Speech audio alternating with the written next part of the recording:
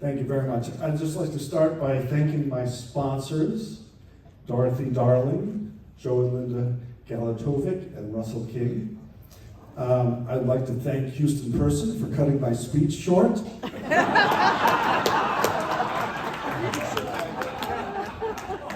And does anyone remember the beautiful speech that Rossano gave last year? Oh, damn, I wish you did. I was hoping nobody would remember that. But seriously, nobody gets anywhere in the music business without a lot of help.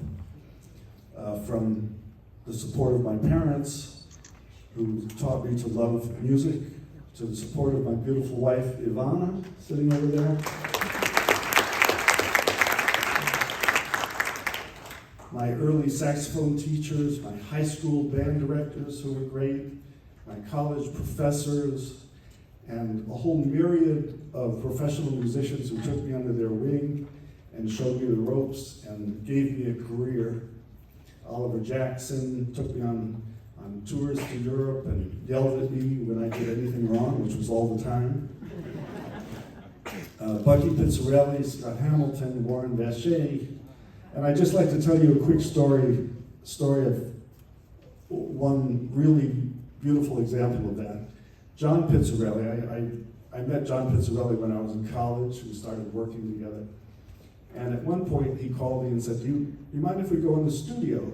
And there was no money. We were just going into the studio to record something. So John at that time was recording for RCA.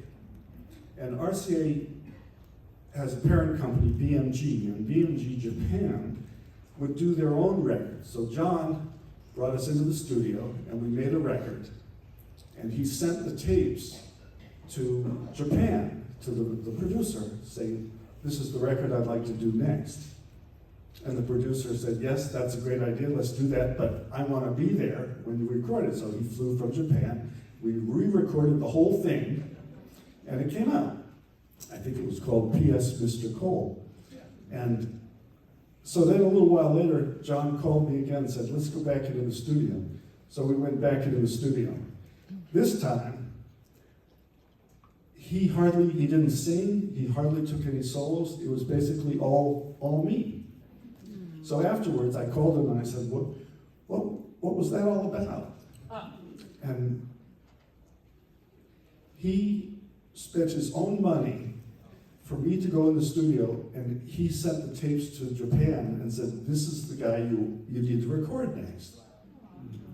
And I ended up making 30 records for them.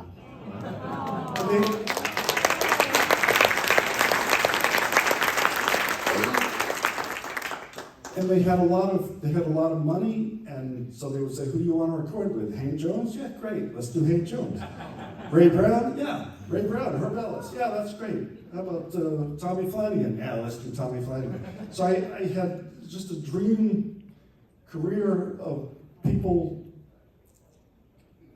giving it to me. And most of all, I would like to thank the great people who've kept this party going. I've been coming since the Herb Kratzy days. And there have been a lot of people that have kept this great party going, and hats off to them. But most of all, thank you for supporting me, for supporting the party, and supporting jazz. Thank you.